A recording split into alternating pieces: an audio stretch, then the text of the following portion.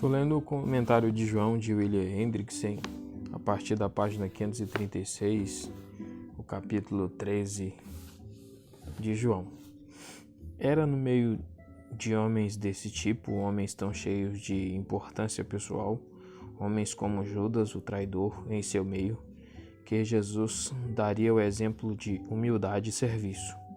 Essa referência a Judas coerentemente ressalta o feito em toda sua grandeza. Sim, o mestre lavou até mesmo os pés de Judas. Outra circunstância maravilhosa que acrescenta glória ao feito foi o fato de que, quando Jesus o realizou, ele o fez com total consciência. Eidos, provavelmente particípio modal, não causal nem meramente concessivo, de que ele era o filho unigênito do Pai. Assim sendo o herdeiro legítimo de todas as coisas, ele sabia que o Pai lhe tinha dado todas as coisas em suas mãos. O Salmo 2,8, e veja a página 175, e que ele viera de Deus e estava voltando para Deus. Veja as explicações sobre o versículo 1. Jesus esperou um longo tempo. Os discípulos já tinham ocupado seus lugares em volta da mesa em forma de U. A comida estava sobre a mesa e a refeição por começar, e ainda ninguém se oferecera para realizar a tarefa de servo. O vaso de água, a bacia, a toalha avental, dispostos ali à vista de todos, os acusavam. Esses utensílios constituíam uma acusação silenciosa contra estes homens. Mesmo assim, ninguém se mexia. Foi então que Jesus agiu, com calma e majestade. Veja as explicações sobre o versículo 1. Ele se levantou da ceia e pôs de lado suas vestes. E matia. Observe que o evangelista usa o plural. Vestes, tanto aqui como no versículo 12. Em 19.2 e 5, manto de púrpura. Ele usa o singular. Em 19, 23 e 24, a distribuição das vestes que entre os soldados, em conexão com a crucificação, ele emprega o plural mais uma vez. Portanto, ao que parece, João faz uma distinção cuidadosa. Assim, se a palavra vestes em 13, do 2 ao 5, tiver o mesmo sentido que em 19, 23 e 24, o que parece provável, Jesus é retratado aqui como se fosse um escravo oriental, usando apenas uma tanga. Filipenses 2,7, assumindo a forma de servo, nos vem à mente imediatamente, tanto a vestimenta de cima como a túnica, bem como o cinto, é claro, tinham sido colocados de lado. Então Jesus tomou uma toalha longa de linho, lention, do latim linteum, do latim linteum, né? Do grego é lention, e a prendeu em volta da cintura, de modo que com uma extremidade da toalha ele podia enxugar os pés dos discípulos depois de tê-los lavado com suas mãos. Verdadeiramente o Senhor da Glória tinha se cingido de humildade. 1 Pedro 5,5. Versículo 5. Então ele derramou água na bacia e começou a lavar os pés dos discípulos e enxugá-los com a toalha que estava amarrada em torno de sua cintura. Os detalhes do ato são retratados um a um. A cena tinha deixado uma impressão indelével na mente do evangelista João, que estava presente. Deus forma o registro dessa forma, quer dizer, o registro é muito vívido, de maneira tal que o propósito é que a mente do leitor medite nessa manifestação de maravilhosa condescendência. O coração deve demorar-se aqui por algum tempo, até que a lição seja absorvida. Jesus despejou água do jarro na bacia, ele a colocou no chão, exatamente atrás de um dos homens cujos pés se projetavam do divã no qual estava reclinando. Com essa água, o Senhor agora começa a lavar os pés dos discípulos. Depois ele os secava com a extremidade da toalha que estava amarrada em volta da cintura. De propósito, usamos os termos bacia e lavar, em inglês, wash basin e wash, para transmitir a semelhança que no original existe entre os termos correspondentes viter e vito. Não sabemos de quem eram os pés que Jesus lavou primeiro. As palavras "ele começou a lavar" provavelmente servem para preparar o leitor para o fato de que haveria uma interrupção. Como esta explicação concorda com o contexto, parece ser a mais provável, mas os comentaristas que discutem esse ponto não estão de acordo. A interrupção é registrada nos versículos 6, 11. 6. Então ele foi a Simão Pedro que lhe disse: Senhor, tu lavas meus pés? É registrada apenas a reação de um discípulo. Os outros provavelmente guardaram seus pensamentos em seu íntimo, estando perplexos e esperamos envergonhados, à exceção de Judas, é claro, pelo fato de que Jesus estava fazendo por eles o que eles deveriam estar fazendo por ele, e uns pelos outros eles não sabiam o que dizer. Entretanto, com Pedro era diferente, impetuoso e impulsivo. Pedro, ele era o homem que não podia ficar quieto. Ele pensou em voz alta: Senhor, para esse termo, veja sobre 1,38, nota 44, também sobre 12,21. Disse Pedro: Tu lavas meus pés? Pedro vê a incongruência do que estava acontecendo. O Senhor da glória de um lado e os pés sujos de Pedro do outro. Que contraste! Para este discípulo, a simples ideia de o Senhor lavando os pés de Pedro era inconcebível. Segundo o original, o contraste entre as palavras tu e meus é realçado pelo fato de terem sido colocadas próximas. A fim de reter o sabor do original, devemos realmente traduzir o protesto de Pedro como segue: Senhor, tu meus pés lavas? Pedro estava chocado. Versículo 7. Jesus respondeu e lhe disse: O que eu estou fazendo você não sabe agora, mas vai compreender depois. Respondeu e lhe disse. Veja a página 81. Pedro tinha sido enfático em sua objeção ao que Jesus estava começando a fazer exatamente nesse momento. Esse ato de humilhar-se, tendo em vista o conforto físico de Pedro, era demais. Ele falhou completamente em entender que o Senhor estava tentando fazer neste momento era parcela de todos os acontecimentos dessa noite memorável e das horas que se seguiam. Pedro simplesmente não sabia o que estava dizendo, pois se ele rejeitava a necessidade da humilhação parcial para seu conforto físico, não teria de rejeitar o feito de humilhação absoluta, que tem como propósito sua completa salvação, espiritual bem como física. Na realidade, os dois andam juntos. Quando Jesus lava os pés dos discípulos, isso também é um componente necessário de seu sofrimento, da concepção ao sepultamento pelo qual obteve a salvação para o seu povo. Foi por esta razão que Jesus não via somente a parte, mas o todo. Disse a Pedro: O que eu estou fazendo você não sabe agora, mas vai compreender depois. Para a diferença de significado entre os dois verbos, usamos aqui oida e gnosco.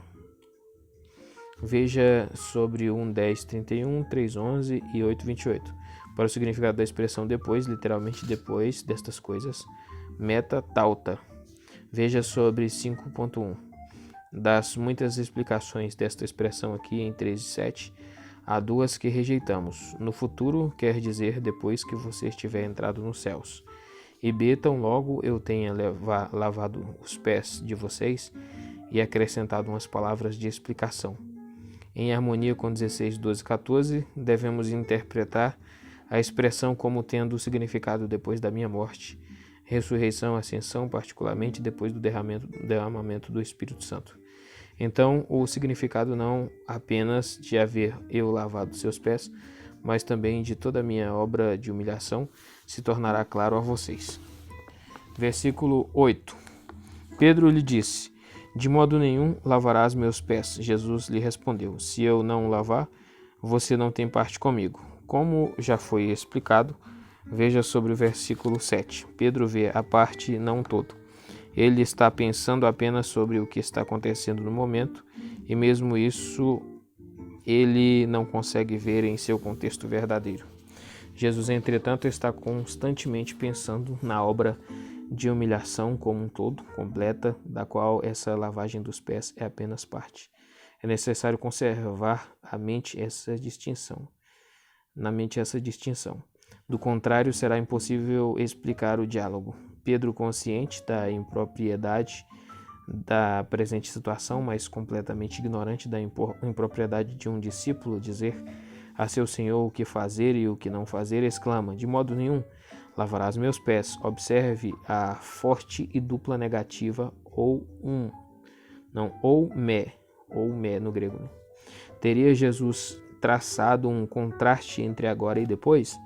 Bem, não importa quanto tempo possa se passar antes que chegue o depois, nunca, não, nem em toda a eternidade. Ou me eiston eiona. Ou me eiston aiona. Pedro permitiria que Jesus lavasse seus pés de discípulo. Provavelmente podemos imaginar Pedro com seus pés já molhados, puxando-os para trás num protesto taxativo. Jesus respondeu: se eu não lavar, você não tem parte comigo. O significado é simples, porém muito profundo.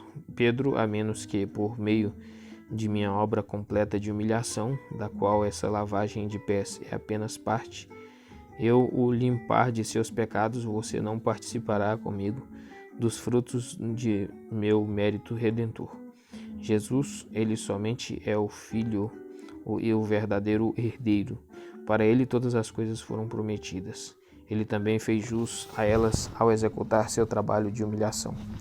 Em princípio, mesmo agora ele já possui tudo, mas o que tem ele divide com os seus, um pensamento que é maravilhosamente expresso em Romanos 8,17. Os crentes são co-herdeiros com Cristo, mas se Cristo não o lavar, Pedro não terá parte com ele. 9. Simão Pedro lhe disse: Senhor, não somente meus pés, mas também minhas mãos e minha cabeça. Pedro não tinha entendido nada do significado das palavras de seu Senhor. Jesus certamente não quis dizer o físico, como se, de alguma misteriosa maneira, a limpeza física tornasse alguém co-herdeiro das recompensas que Jesus dava, e como se quanto mais área lavada, maior e mais numerosas seriam as bênçãos recebidas. Firmado nessa premissa equivocada, Pedro explode: Senhor, não somente meus pés, mas também minhas mãos e minha cabeça. Observe como esse discípulo pula de um extremo para o outro. Essa era a característica de Pedro. Nos evangelhos ele é retratado como um homem que repetidamente perde seu equilíbrio. Em um momento você o vê andando corajosamente sobre as águas, Mateus 14, 28. Pouco depois você o escuta gritar por socorro: Salve-me, Senhor, Mateus 14, 30.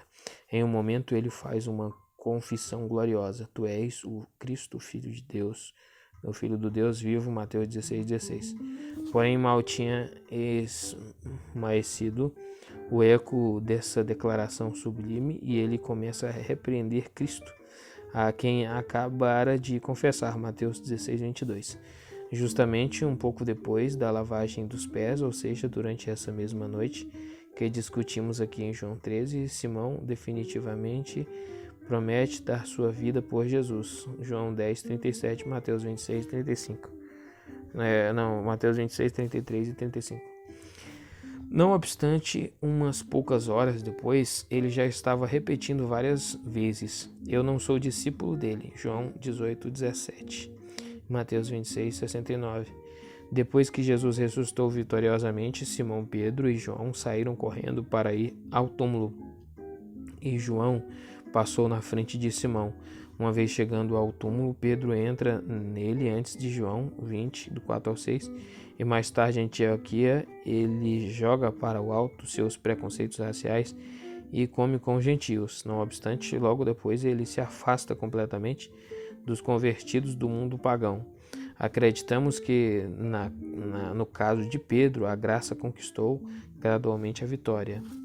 Como fica claramente evidente em suas epístolas, mas o que temos aqui em João 13 é típico de Simão, um homem que lembra o filho do fazendeiro que era muito atrapalhado ao carregar o balde de leite. quando andava carregando o balde de leite e espirrando ora de um lado, ora do outro. Assim era Simão. A resposta de Pedro aqui em 13:9 lembra a resposta da mulher samaritana, registrada em 4:15, veja a página 191.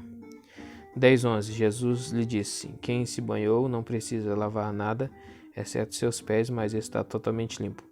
E você está limpo, porém nem todos vocês estão, pois ele sabia quem o estava traindo. Foi por esta razão que ele disse: nem todos vocês estão limpos. Jesus, continuando a usar palavras em seu sentido mais profundo e mais abrangente, veja sobre os versículos 7 e 8, responde ao pedido de Simão, que não só seus pés, mas também suas mãos e cabeça fossem lavados, dizendo: quem se banhou, isto é, quem já foi lavado por meu sangue, justificado, não precisa lavar nada, exceto seus pés, com base em evidência interna. O contexto todo aqui, as palavras em itálico devem ser consideradas como genuínas, isto é, essa pessoa foi totalmente lavada, todos os seus pecados foram perdoados e precisa só de uma coisa, a saber, a santificação aqui especialmente, embora não exclusivamente, aquela obra de Deus no recôndito do coração, mediante a qual o crente alcança constante e crescente humildade e dia a dia o desejo e disposição de prestar serviço aos outros em gratidão por todos os benefícios recebidos. Sem dúvida é verdade que um símbolo muito apropriado é básico a esse grande ensinamento do Senhor. Na esfera da vida cotidiana, no Oriente, uma pessoa que tinha tomado banho antes de sair para uma ceia não precisava tomar outro banho ao chegar no salão do banquete. A lavagem dos pés era tudo o que se fazia necessário, mas em todos os outros casos, veja nossas explicações dos capítulos 3, 4 e 6. Também aqui Jesus não está falando sobre o físico, mas sobre o espiritual. Aquele que no capítulo 3 fala sobre o renascimento espiritual, no capítulo 4 sobre a água espiritual e no capítulo 6 sobre o alimento espiritual, que ele, como o pão da vida, fornece, está aqui em 3:10, falando sobre a limpeza espiritual. Isso advém do versículo 10.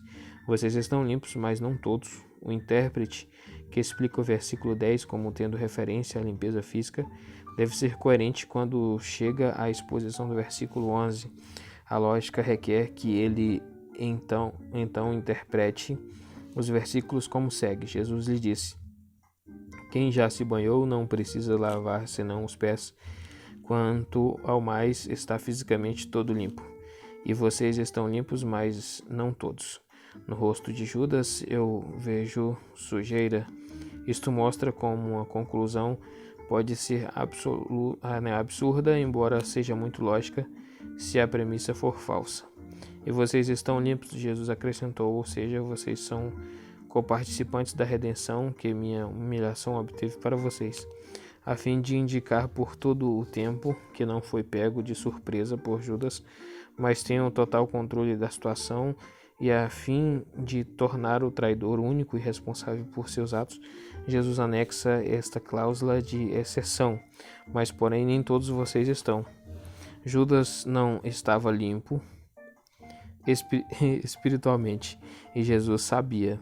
Edei, no grego a palavra edei, mais que perfeito, de oida, com o sentido de imperfeito. Jesus sabia o tempo todo quem era que, mesmo agora, estava em processo de traí-lo.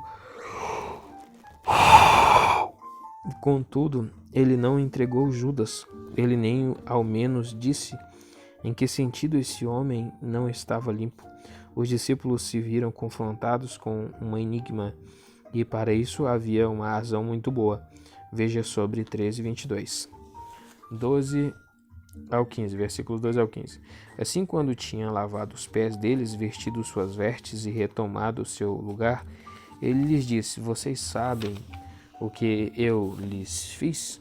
Vocês me chamam mestre e senhor, e dizem isso corretamente, porque isso é o que eu sou.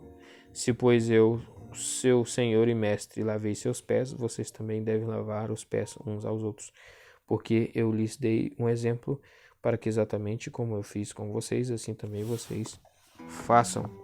Tendo respondido à objeção de Pedro, Jesus acabou de lavar os pés dele e os dos outros, até que toda a tarefa foi completada. Então o Senhor tornou a vestir-se e retomou seu lugar à mesa. A fim de entender o que segue, deve-se ter em mente que a lavagem dos pés era, letra A, um elemento essencial da humilhação de Cristo. Letra B, um símbolo de que aquela humilhação, a água que lavou fisicamente a sujeira, era um verdadeiro símbolo do sofrimento de Cristo durante sua vida inteira na terra e especialmente na cruz, na qual ele não apenas expia a culpa de seu povo, mas também obtém para eles a obra santificadora do Espírito Santo. E C, uma lição de humildade, em outras palavras, um exemplo. As ideias A e B são estreitamente relacionadas. Com respeito a elas, Jesus já havia dito a Pedro que ele entenderia depois, não agora. Mesmo assim, Jesus tinha preparado sua mente e a mente dos outros, dizendo-lhe: se eu não lavar, você não tem parte comigo. Mas embora os discípulos fossem capazes, neste momento, de captar apenas um lampejo do profundo significado que estava envolvido no ato da lavagem dos pés, a moral tem significado instantâneo para eles. Como precisavam da lição, item-se acima que Jesus quis ensinar-lhes por meio desse ato, tenha em mente Lucas 22, 24. Então Jesus disse aos seus discípulos: vocês sabem o que eu lhes fiz? Vocês entenderam o ensinamento prático e positivo que eu acabei de lhes dar? Note que o Senhor não repreendeu esses homens, ele não disse que vergonha, vocês é que deviam ter lavado os pés uns aos outros em vez de esperarem que eu fizesse. Essa repreensão estava certamente implícita na exortação, mas as palavras de Jesus tinham um alcance muito mais amplo. Ele nunca ficava satisfeito em ser meramente negativo. É como se ele estivesse dizendo: o que aconteceu já foi muito ruim, nem vamos mencioná-lo mais. Para o futuro, copie meu exemplo. A repreensão implícita velada nas palavras de amor, exortação positiva, frequentemente produz mais do que reprimendas abertas. Nessa atmosfera positiva, Jesus continua: vocês me chamam mestre e senhor e dizem isso corretamente, porque isso é o que eu sou. De fato, os discípulos estavam certos em se dirigirem a Jesus como mestre. O didascalos, provavelmente devendo ser considerado a tradução do aramaico rabi, como 1:38, parece indicar, pois seu ensinamento com autoridade e não como os dos escribas era o maior que já houve sobre a terra. Eles também estavam certos em se dirigirem a ele como Senhor, o Kyrios, e quanto mais profundo o significado que punham neste conceito, mais corretos estavam. Ele era de fato o dono de todas as coisas.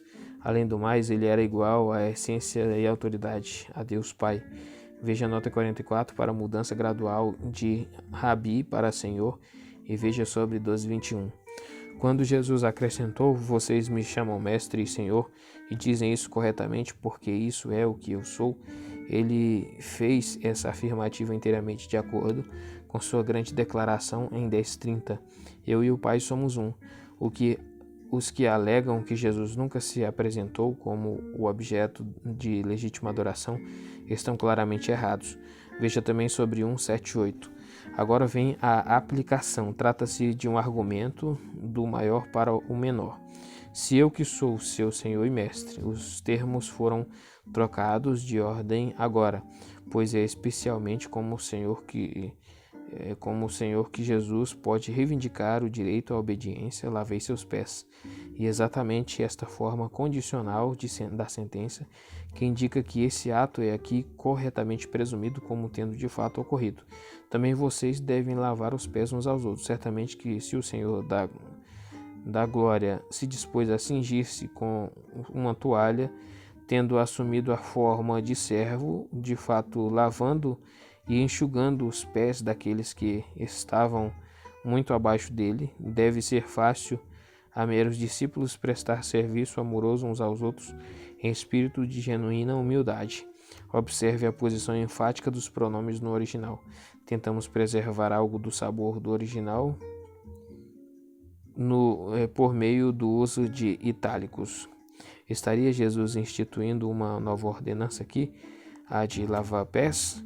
De modo algum, ele não está ordenando aos discípulos que façam o que ele fizera, mas lhes deu o exemplo a fim de que eles, de seu próprio alvitre, possam fazer como Catos ele fizera. Aqui, de modo significativo, ele acrescenta: porque eu lhes dei um exemplo,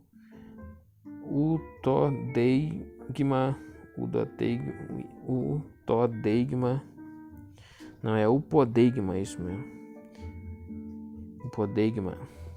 Aqui somente em João, mas também encontrado em Hebreus 4:11 e etc. Para que exatamente como eu fiz com vocês, também vocês o façam constantemente.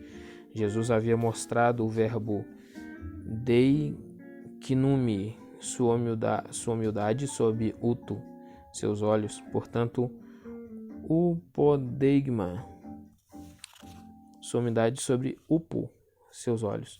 Portanto, o podeigma. Mas, embora nenhum sacramento tenha sido instituído para ser literalmente copiado, isso não remove o fato de que, sob certas circunstâncias, aqueles que desejam demonstrar sua hospitalidade dessa maneira estão fazendo a coisa certa. 1 Timóteo 5:10.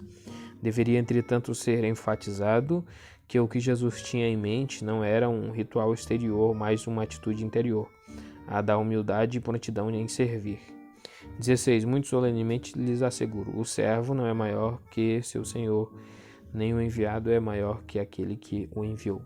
Para as palavras de introdução solene, veja sobre 1:51. Com toda a probabilidade, Jesus acrescentou essas palavras para impedir que alguém dissesse: lavar os pés de outro crente está abaixo da minha dignidade. Se não estava abaixo da dignidade do Senhor, certamente não deve ser considerado como abaixo da dignidade do servo. Isso permanece verdadeiro mesmo quando o servo é enviado ou divinamente comissionado para trabalhar em um ofício elevado ou para executar uma função importante na igreja. Se a humildade é a atitude correta para o Salvador e enviador, quão infatigavelmente não deve o servo e indivíduo comissionado exercitar-se nessa graça e crescer nela. Veja também 15:20, Mateus 10:24 e Lucas 6:40. Versículo 17. Se vocês sabem estas coisas, serão bem-aventurados se as praticarem.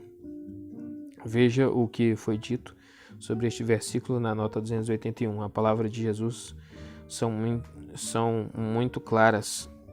A fé sem obras é morta. Veja também Mateus 7:17, 1 Coríntios 4:20 e Tiago 1:22 e 27. Não nos deve escapar que temos aqui não um mandamento, mas uma declaração muito amorosa e terna. Foi chamado uma promessa, mas é ainda mais que isso, é a afirmação de um fato. A prática da humildade resulta em bênçãos. Quando Jesus disse: se vocês sabem estas coisas, etc., ele quis dizer, de acordo com o contexto, se vocês sabem que aquele que é Senhor e Mestre está disposto a ministrar as necessidades daqueles que são seus subalternos e alunos, embora ao fazer isso tenha de se rebaixar muito, e se sabem que, letra B, e ainda mais aqueles que foram assim beneficiados deveriam estar dispostos a servir uns aos outros em humildade de espírito. Se vocês sabem estas coisas, bem-aventurados são se as praticarem. O termo bem-aventurados, makarioi, não se refere necessariamente àqueles que são considerados felizes por outras pessoas, nem mesmo primariamente àqueles que se consideram felizes, mas àqueles que são de fato os objetos do favor de Deus, sejam ou não considerados como tais por outros homens ou por eles próprios. Os bem-aventurados podem ser pobres e podem até estar de luto. Mateus 5, do 1 ao 12. As bem-aventuranças. As bênçãos mencionadas aqui não são uma questão, pelo menos primariamente, de sentido, mas uma condição ou estado espiritual interior. O cristão que pratica a humildade possui essa felicidade, quer ele esteja ou não consciente do fato o tempo todo. Perante Deus, aos olhos dele, a pessoa é abençoada. A palavra aramaica que Jesus provavelmente empregou tanto aqui quanto no versículo 13 e 17, veja também 20 e 29 e nas bem-aventuranças também, em muitas passagens do Novo Testamento, lembra a palavra hebraica encontrada em muitas passagens dos Salmos 1:1 e etc. Ela significa superlativamente abençoado e hiperabençoado. É verdade que o sorriso de Deus, que está sempre sobre uma pessoa assim, que está constantemente fazendo essas coisas. Observe o tempo presente continuativo de tal maneira que humildade é a exata essência de seu caráter. Será mais cedo ou mais tarde refletido em seu coração, de modo que ela possuirá a paz de Deus, que excede a todo entendimento. Versículo 18. Não de todos vocês eu estou falando, eu conheço aqueles a quem escolhi, mas é para que a Escritura seja cumprida. Aquele que come de meu pão levantou contra mim seu calcanhar, a fim de mostrar a provável ligação entre versículos 17 e 18 e afirmar mais completamente o pensamento desse dito condensado. Parafraseamos o versículo 17 e 18 como segue: se vocês sabem estas coisas, são abençoados se as praticarem, mas nem todos vocês a quem estou falando possuem este prospecto de bênçãos. Eu conheço os que escolhi para mim, para serem meus apóstolos. Existe um que, embora escolhido, não é abençoado, mas quanto ao fato de eu havê-lo escolhido, foi para que as Escrituras se cumprissem.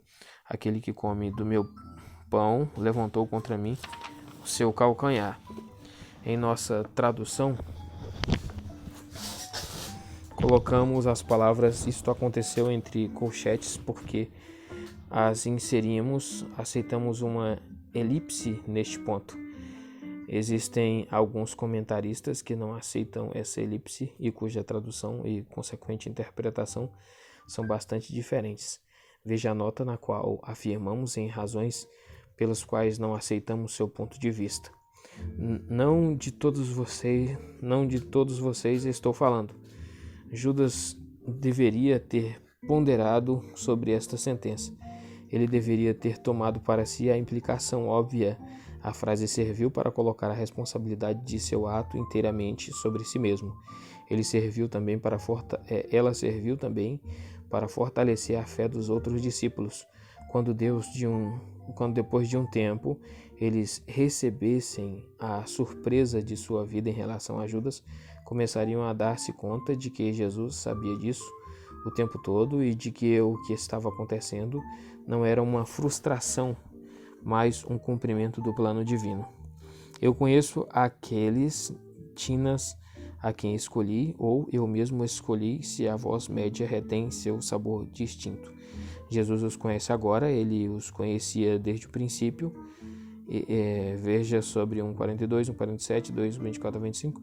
Ele sabia que tipo, provavelmente implícito de tinas, na palavra grego tinas, de homens eles eram. Isso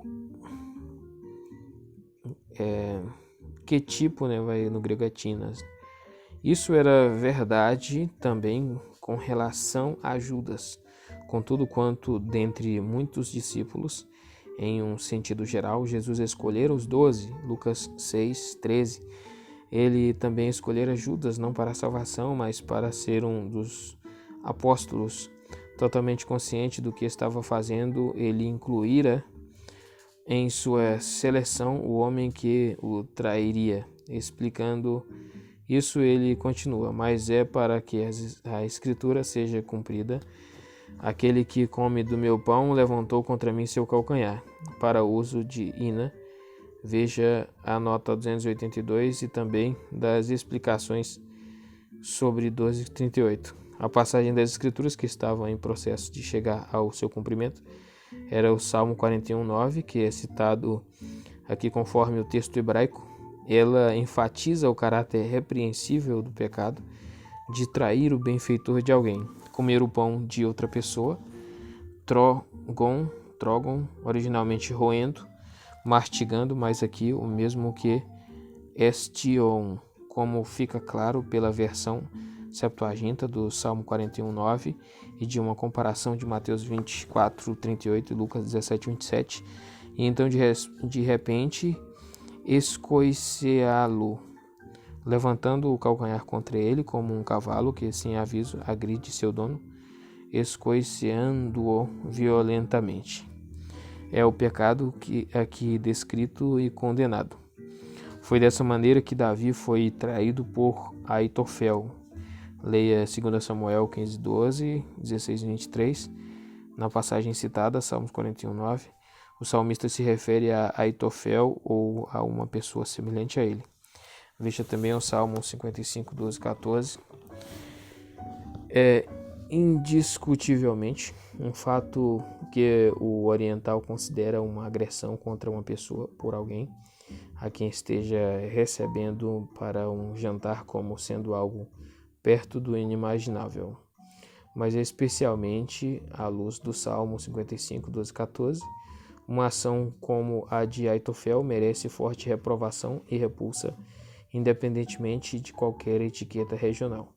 E se isso era verdade com relação a Aitofel, é certamente verdadeiro com respeito a Judas, que manteve a aparência de amizade até o fim. Nenhum dos discípulos suspeitou de Judas. Ele tinha duas caras. Um traidor merece ser desprezado.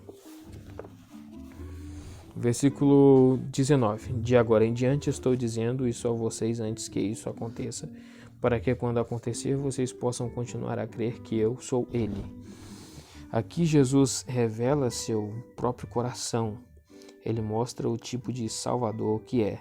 Ele demonstra sua preocupação pessoal e eterna pelo bem-estar espiritual dos seus, e faz isso de maneira maravilhosa. Ele sabe que a deslealdade de Judas tenderá a aborrecer os discípulos e a minar sua fé.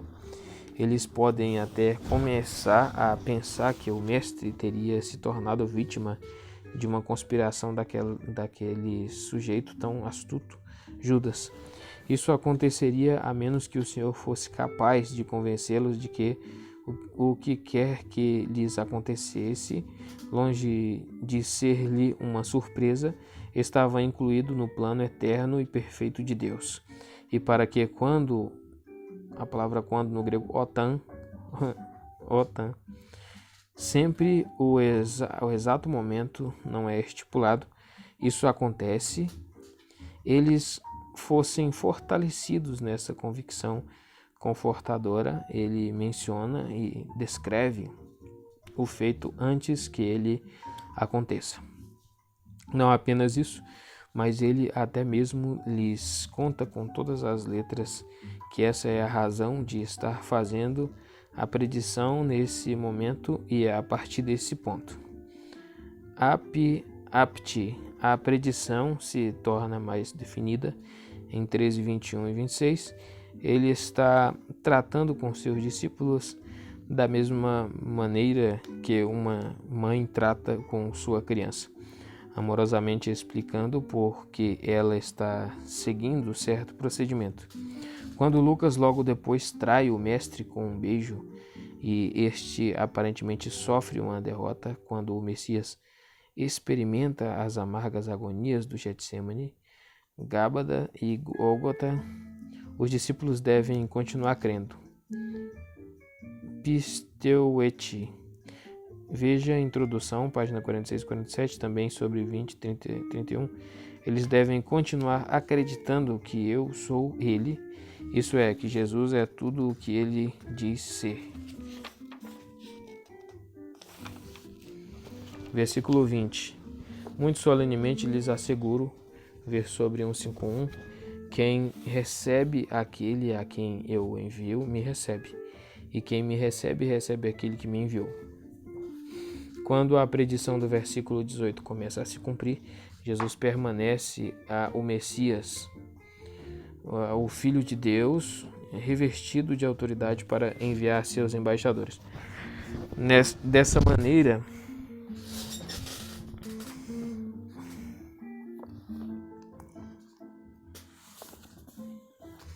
Dessa maneira, quando os discípulos virem